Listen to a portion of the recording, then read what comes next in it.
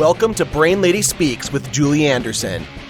Julie Brain Lady Anderson is considered to be one of the nation's top experts on the brain-personality connection. She has been inspiring her audiences to fire up their brains and ignite positive changes in their relationships. And now she is here to bring that knowledge to you. The information she shares will help those who hear it to accelerate their success in life and business through the discovery of their natural gifts and maximizing their brain power. When you learn to tap into the potential of your natural gifts and the power of the brain-mind connection, there is no limit to what you can accomplish. Today and every Wednesday on Brain Lady Speaks, you'll explore the latest findings to see how they have practical application in your life. And now, get ready to join Julie Anderson on the Brain Lady Speaks radio show. Take it away, Julie. Welcome, everyone. Good morning, good afternoon, good evening, depending on where you're tying into the Brain Lady Speaks podcast videocast today. I am Julie Brain Lady Anderson, and I am very excited for my guest today. My guest, Lyndal Larkin, and I go back a while, and we have a great topic, especially for the corporate sector. Of course, the information that we share will always be applicable in many different areas, but really in the corporate sector, which is so important right now. So welcome, Lyndal, to the show. Thank you so much. So happy to be here. Good to see you, Julie. I know. I'm so excited. We've talked about doing this for a long time. So I'm happy that we're finally here. So let me read to you her professional bio so you'll get to know her background, where she comes from, and her vast experience. So Lyndal Larkin is an accomplished and passionate leadership development expert and executive coach. She has spent the past 20 plus years as an HR executive in diverse industries, ranging from early to mid-stage tech startups and to the luxury, hospitality, and global retail business. As a high-energy and collaborative thought partner, Lyndal's lifelong passion is supporting others to deliberately and repeatedly achieve exceptional results. She currently does this by supporting founders, CEOs, and C-suites with result-focused executive coaching and bespoke leadership team programming. She also leads mastermind groups focused on supporting, celebrating, and accelerating the development of women leaders. Lyndal holds a bachelor's degree from the University of Washington. She received her executive coach training from CTI and is a certified Myers-Briggs, 7 Habits and Korn Ferry leadership architect and 360 assessment practitioner. She also recently completed her coaching certification from the Asian Leadership Institute, as well as a certificate in workplace diversity, equity, and inclusion. Lyndal resides in Los Angeles. In her free time, she's honored to serve as a governing board member and local nonprofit of LA's Best, and adores travel, cooking, and entertaining with her family and friends. Lyndal, welcome to the Brain Lady Speak Show. Thank you. So happy to be here. Such an appropriate topic.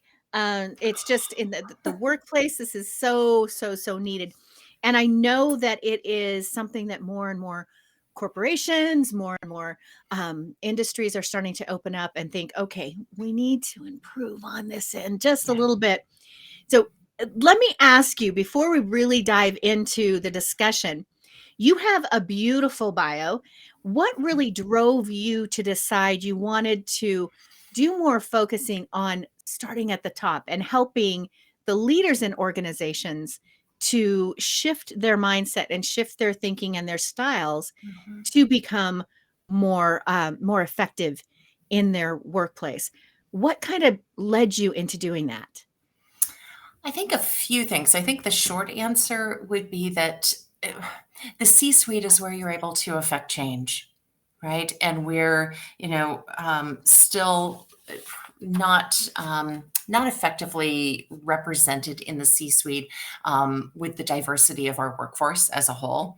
And that's a whole separate topic, but really our C-suite is still 83% male, 75% white in the US. And the place where we can most affect change is to bring diversity of thought, of leadership to that arena, and and then do that through a people lens where we're really thinking about our people processes, not as a secondary or, down the say, oh, we have to focus on the customer. The best way to focus on the customer and the service that we're providing, the product that we're providing, is by focusing on the people. And so I bring that people lens to all that we do. And starting at the top is able to impact and affect change most rapidly and sustainably. I couldn't agree more. It's so important because the customer is not going to be happy if they're being serviced by a disgruntled employee. And You if know what? the My sorry, I didn't mean to cut you off. no, I'm so passionate about it. I My know. my first hotel job back in my early 20s, we would talk about, most simplistically, happy employees equal happy customers, and that has proven true for decades to me. And it's Yeah. it's so basic, and yet we lose that sometimes, and we try to make it so complex. Yeah, I agree. I agree. And then again, you want to start at the top because you can have the middle management or the workers. And if they're unhappy, oftentimes, and you read the statistics, and a lot of times it has to do with the uppers, the leaders. Mhm, mhm. So needing Absolutely.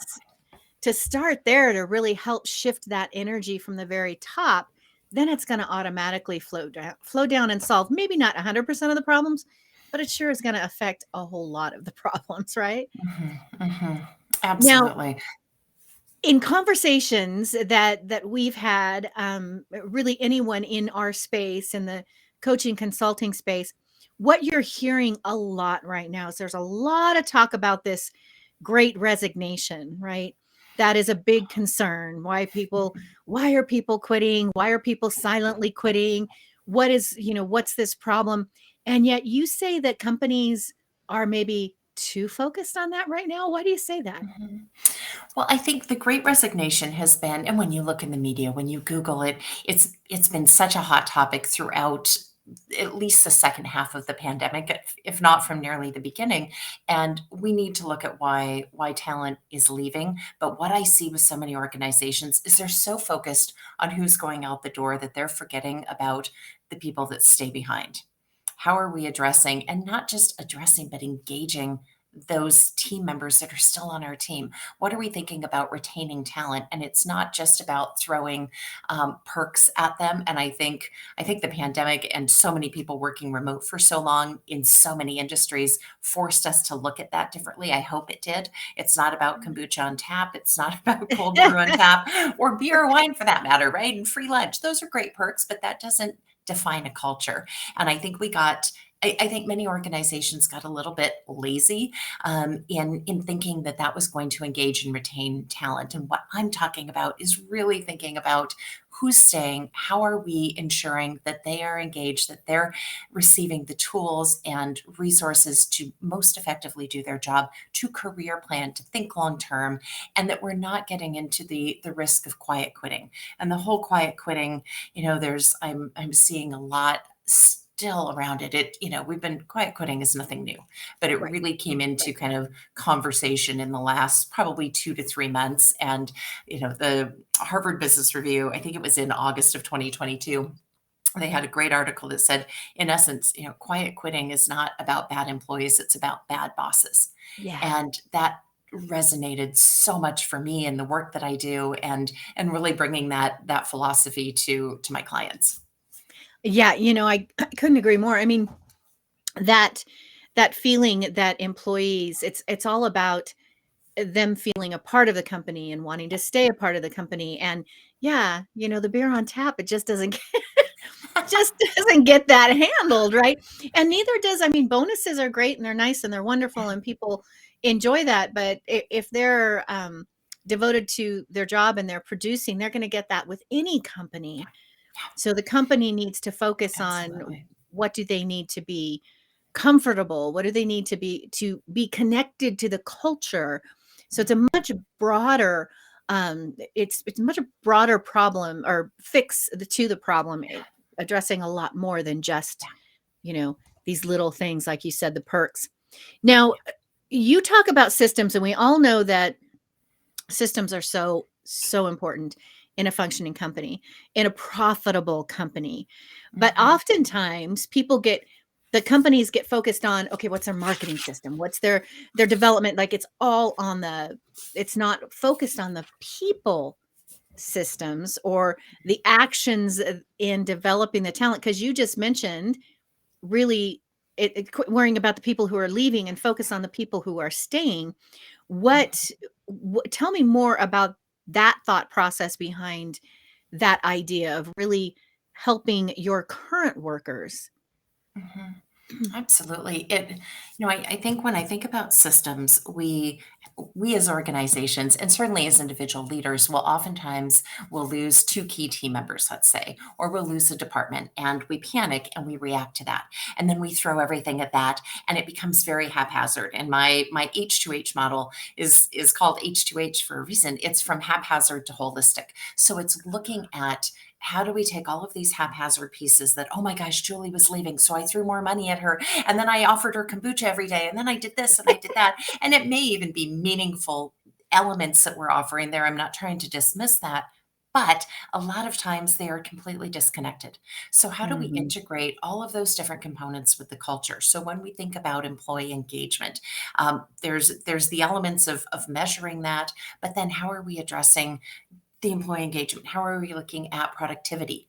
Are we bringing in our customer experience to that?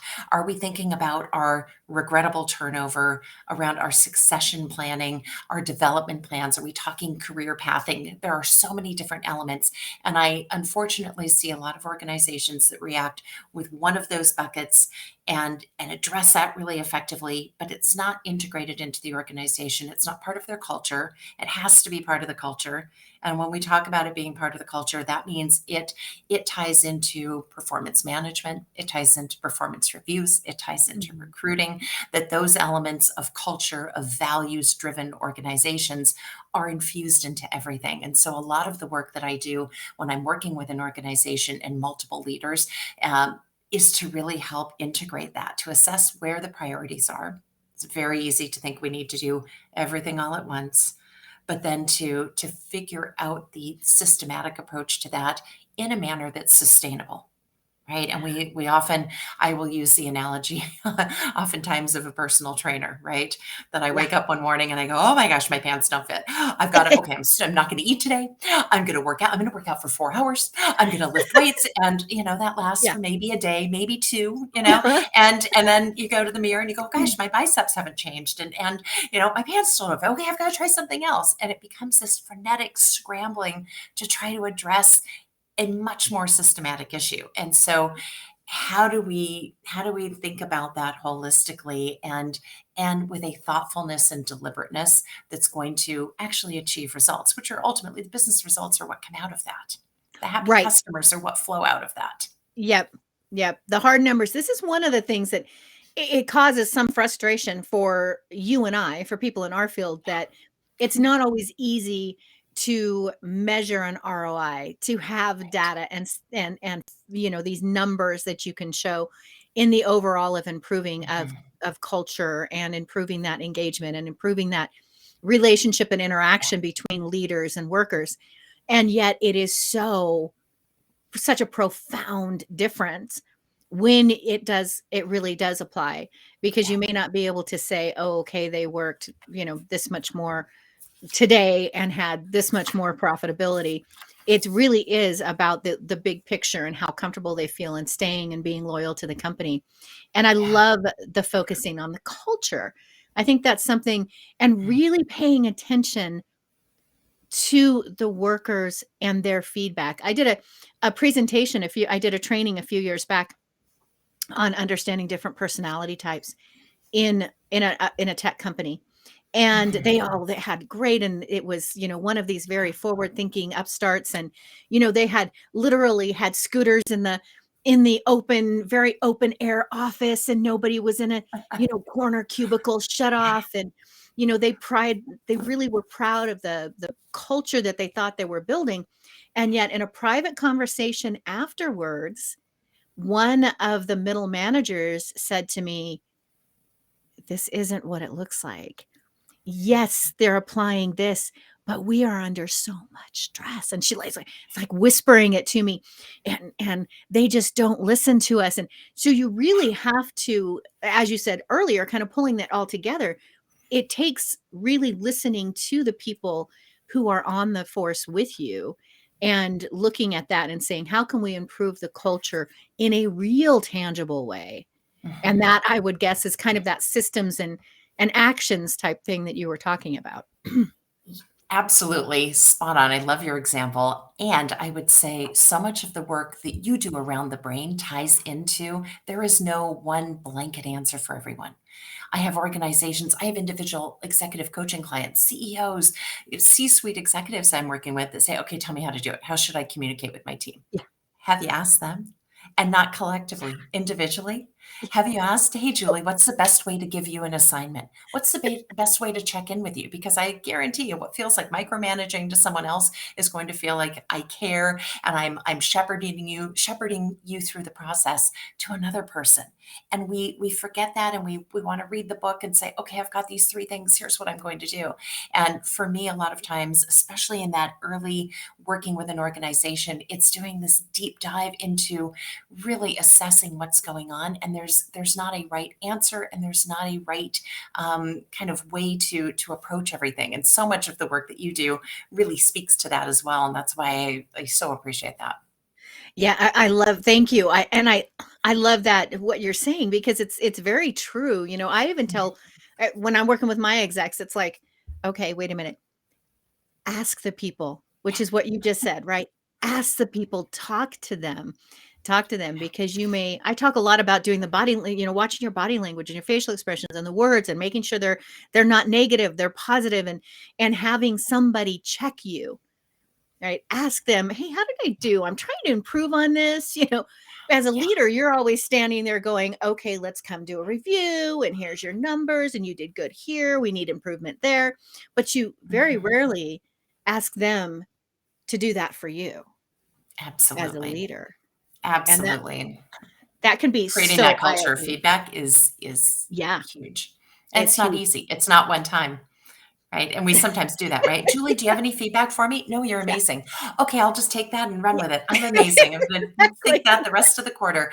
And it actually is asking, "All right, so if that was a 9, what would have made it a 10?" Okay, Yeah. so if this is working, what would make it even better? And continuing to dig, and it's building trust, and there's many components that support that foundationally. Can I give you a quick little example as well of the different Absolutely. personality types? Absolutely. Please do. So one of my clients, we were working on we do a 6 series leader ready now leadership program, and part of that is the assessment. And what came out of the assessment was this need to really focus on giving feedback, and especially constructive feedback. And so one of the workshops, we're working with the senior executive team on giving feedback, and we're doing some role plays, and we're talking about some very tangible examples in the organization. And it was such a powerful learning moment. It was a great reminder for me. It was a really powerful learning moment for a lot of the participants, because we someone said, well, I never want to have someone give me feedback. I said, you want to do it immediate. And immediate might not be sitting at your desk with all of your colleagues around. It might not be sitting around the boardroom table or while you're standing, on the phone in front of the customer, but it also is not in your performance evaluation 3 months or 6 months down the road.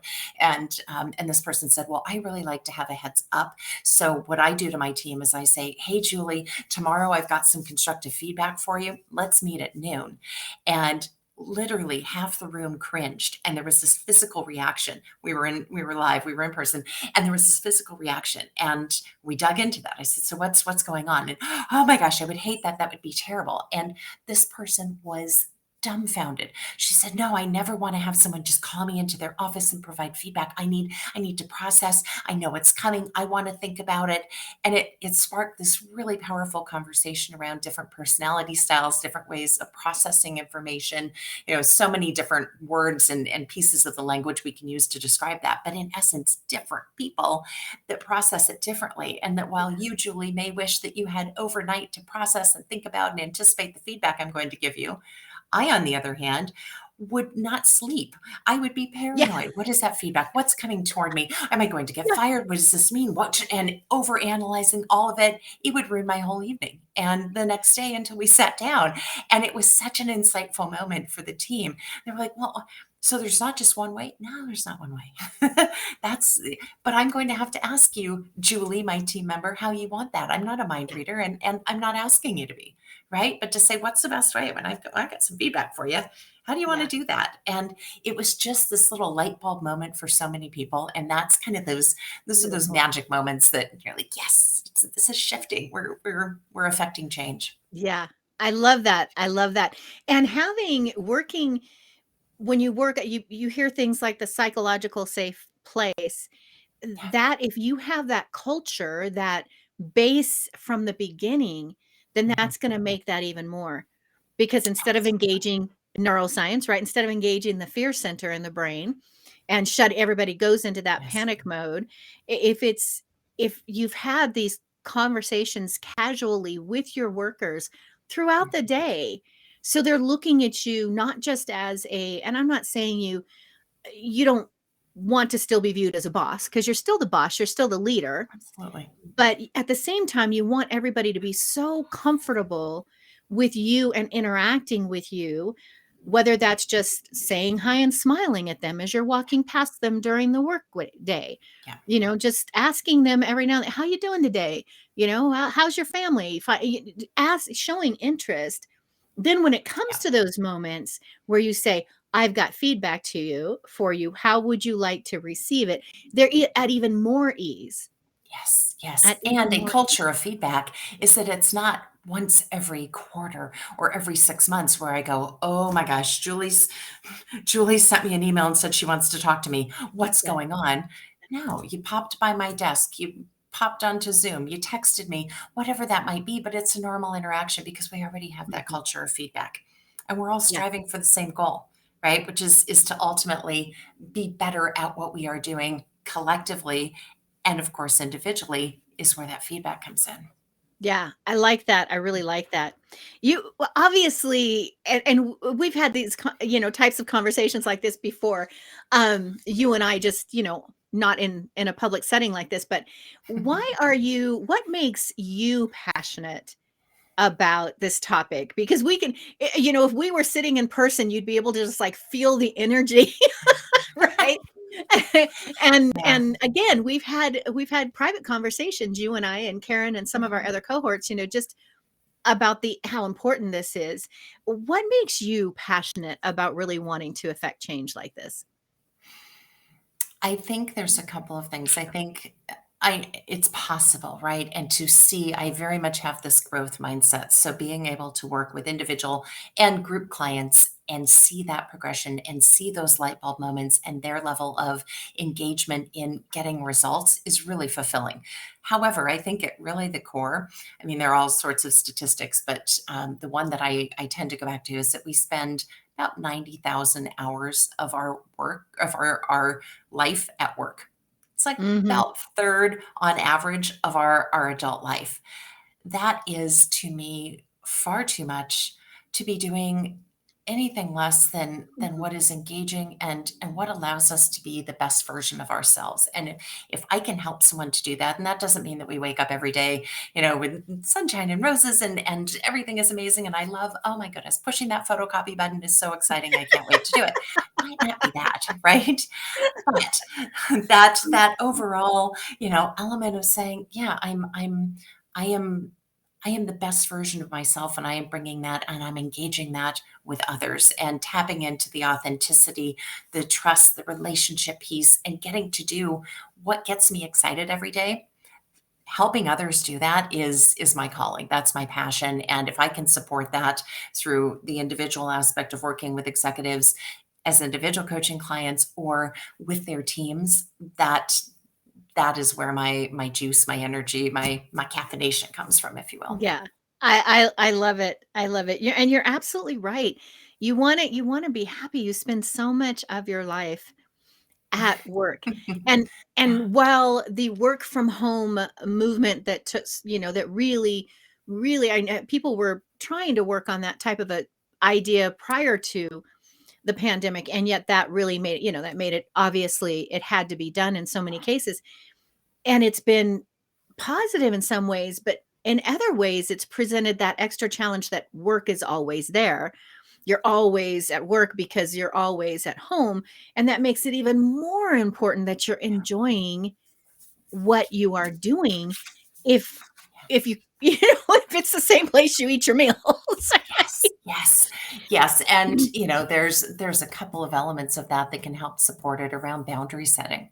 Right. And Yes. I had some learning early on where I was in an in-house role, and my habit was to have something I'd be thinking about while I was brushing my teeth at night. And I go, oh, I'm going to send an email to the team member and say, hey, let's make sure we do this tomorrow. And I fortunately had a team member very early on this was a in-house role, head of people, a couple of jobs ago. And this person came to me within the first week. We sat down for a weekly one-on-one, and the person said, okay, so when I get like an email from you, and I wasn't sending text, but I would send an email. She said, when I get an email from you, my understanding is that your expectation is that I drop everything, I open up my laptop, and I respond immediately. I want to is that correct? Because you sent me something on a Friday night, and I was out, and it was like, gosh, should I go home and respond? And it was great learning for me, right? To say, no, let's, and I know there's all of you can set your email to send it at a specific time. That may work, but it's also setting up those boundaries and those expectations with your team. And we made a lot of assumptions about that when we were all in one office. And that requires even more communication when we're working remote, when we're virtual, and being able to say, hey, let's talk this through, because I understand you're working potentially 10 feet away from your bed, right? And here's what that means, and here's what that doesn't mean to me. Are we aligned on that? And I think that is one of the remedies. I think there's a lot of employees that feel very powerless right now. And there's, when we talk about the quiet quitting, there's some ties to that. But I also believe that there's the opportunity for us as leaders, but also at any level in the organization, to be able to ask those questions and make sure that you've got some clarity around that. Can really be a stepping stone, especially in this time, as so many organizations are they're remote, they're transitioning, they're hybrid, and kind of figuring out what that is. Yeah. And that communication piece is so vital. It is just, it's so important. And that's why the workers have to be very comfortable with the leadership to be able to have those conversations. If you as a leader get in just the movement of your position and you are not asking the questions, or you're not starting those conversations, you have to be approachable and very comfortably responsive for the workers to be able to start those conversations with you. Because you're absolutely right. From a neuroscience point of view, by the way, side tip, don't have your workstation in your bedroom. I'm just saying. The brain needs to not be confused as to what it does in that room, right? This is a sleep room, not a work room. Yes. So, just little tidbits, but you're absolutely right, because how often do we sit there on the bed with your laptop going, oh, I forgot to do this, and this is a comfortable place. And I get it, we all do it. But the point is, you have to have those conversations, that communication. And I appreciate that, that advice, because that's something right now people can go do. Leaders can right now go, okay, wait a minute, I need to have this conversation with my team.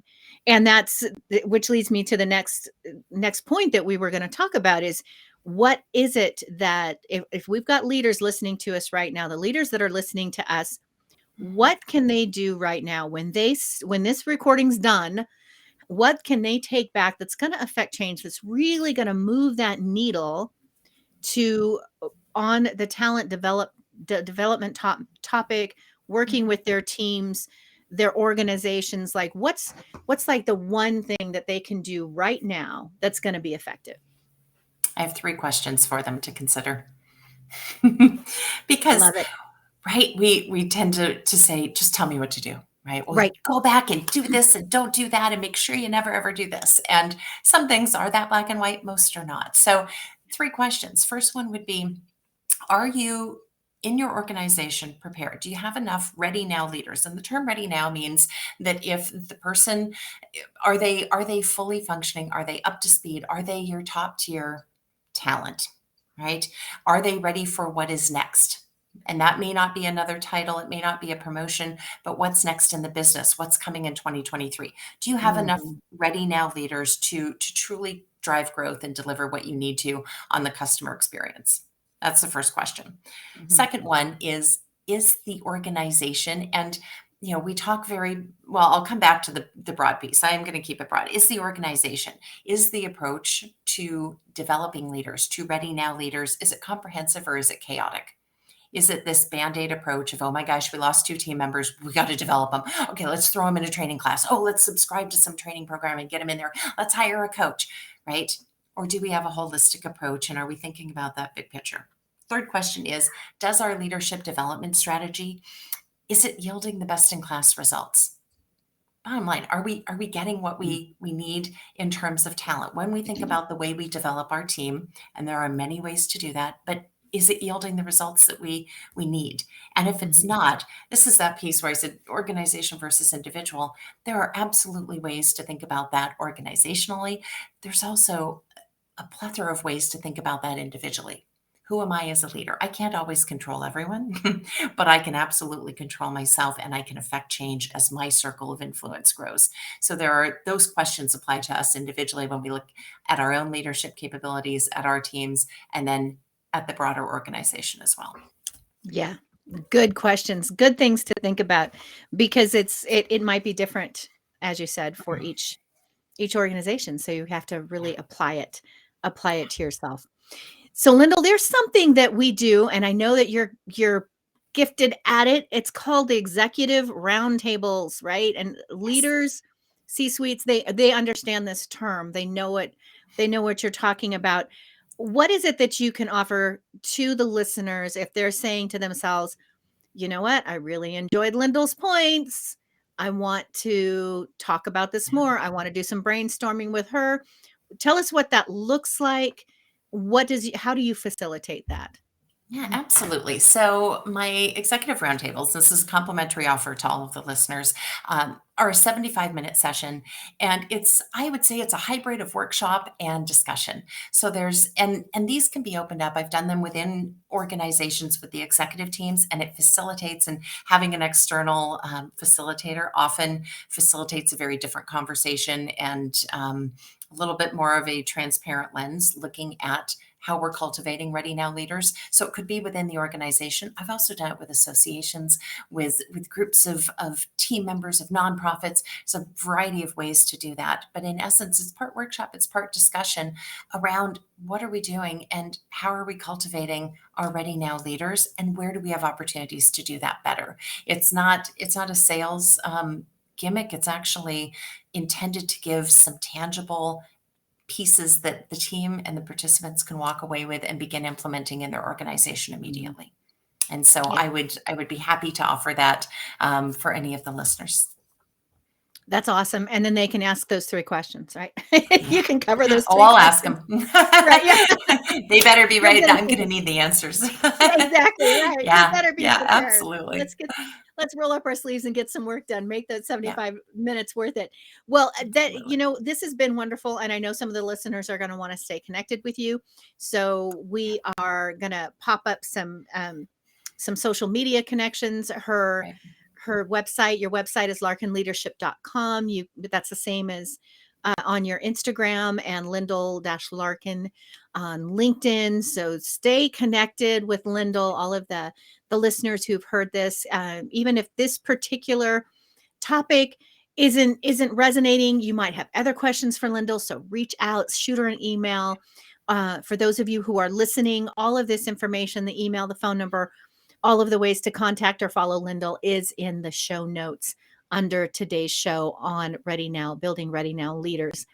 All right. So, Lyndal, thank you so much. This has been a wonderful conversation. And I know that we could just Oh, keep going and talking on all different kinds of ways that we can really affect change within organizations and shift all of that so that workers are comfortable, leaders are effective, and it becomes this smooth working piece of machinery. So, yeah.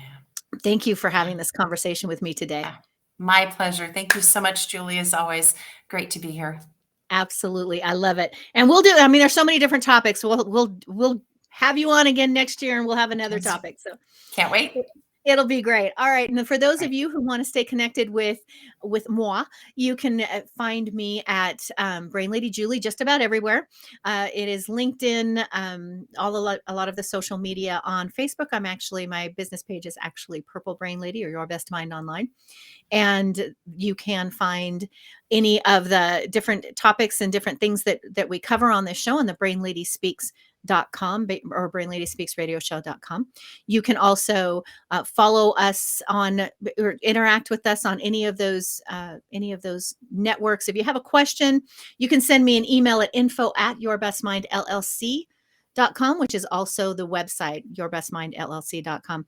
If you are interested in having one of these topics brought to your organization, then of course that's a great way to reach us as well.